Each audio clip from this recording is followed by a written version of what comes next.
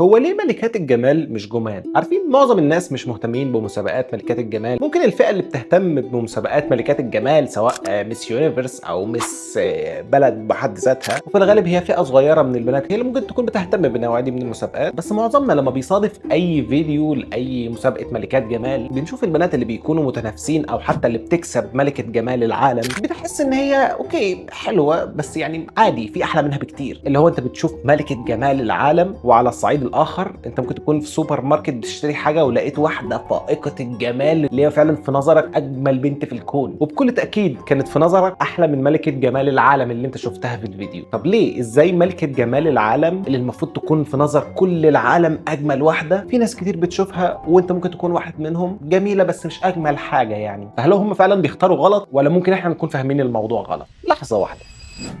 في نظرية علمية اسمها هالو افكت أو تأثير الهالة. ببساطة مخك أول ما بيشوف حد شكله حلو بيبدأ يفترض تلقائيا إن الشخص ده ذكي ناجح لطيف حتى لو ما تعرفش عنه أي حاجة. يعني الجمال بيخدعك حرفيا، وعشان كده مسابقات ملكات الجمال مش قايمة بس على الشكل. يعني هو مش بيقيموا مين أجمل واحدة فيهم، بيدوروا على الجمال وعلى الشخصية والثقة بالنفس والحضور. بس ثانية واحدة خلينا نفكر بشكل أعمق، هو احنا ليه أصلا كبشر عندنا هوس بالجمال؟ وليه بنحس بعدم الراحة لما الجمال بيبقى مش مطابق لمعاييرنا؟ في بحث نفسي بيقول إن الإنسان مرتبط بفكرة التناظر سيمتري، يعني لما يكون الوش مترتب ومتناسق وملامحه جميلة زي كده المخ بيفسر ده كعلامة على الصحة والجينات الكويسة.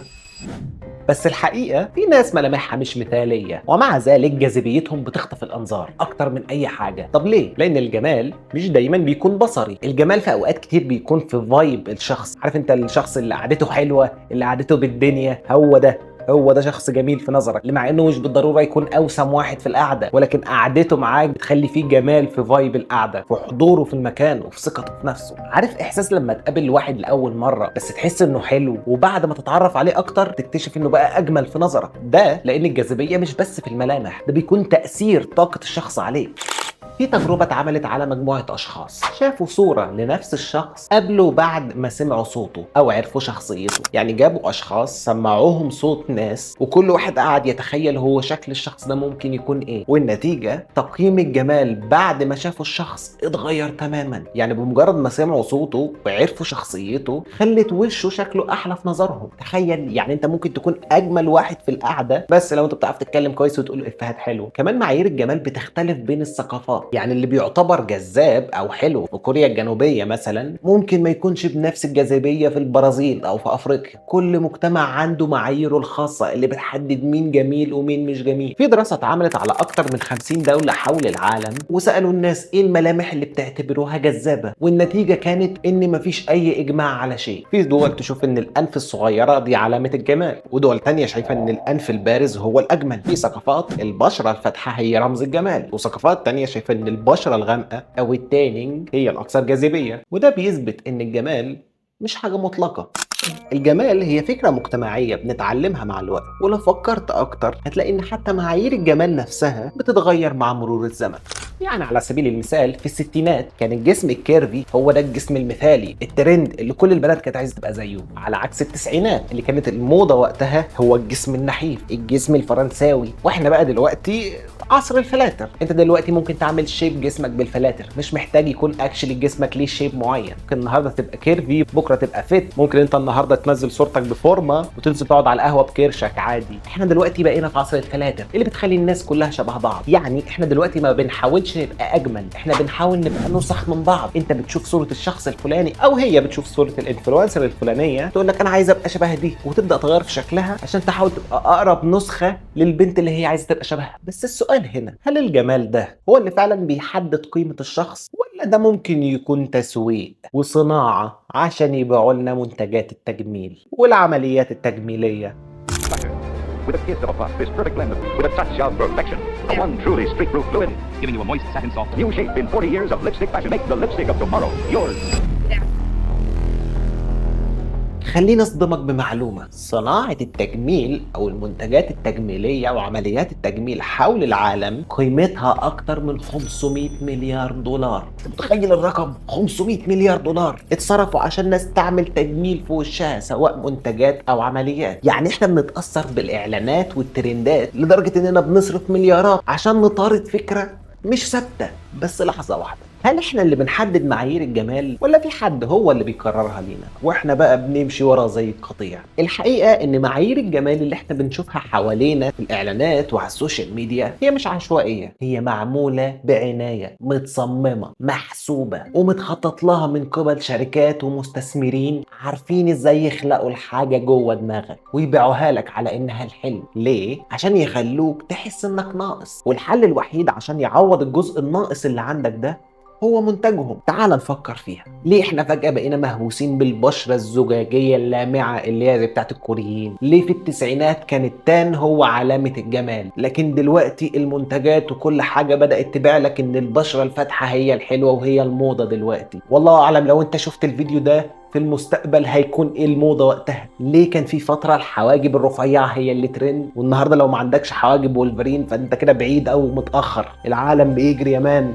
السبب بسيط جدا: الشركات الكبيرة عايزة تضمن ان معايير الجمال تفضل تتغير طول الوقت، لان طول ما في شكل مثالي واحد وثابت هيبيعوا لك المنتج مرة وخلاص، لكن لما يخلقوا لك تلاحق الجمال الجديد هتفضل تشتري منتجاتهم للابد، لانك او لانك دايما عايزين تواكبوا الموضة والجمال بقى والحاجات دي. ده اسمه خلق المشكلة لبيع الحل. يخلوك تحس ان في عيب عندك وبعدين يعرضوا لك المنتج اللي هيصلح العيب ده، بس العيب مش فيك، العيب في الطريقة اللي بيقنعوك بيها انك دايما محتاج تتغير.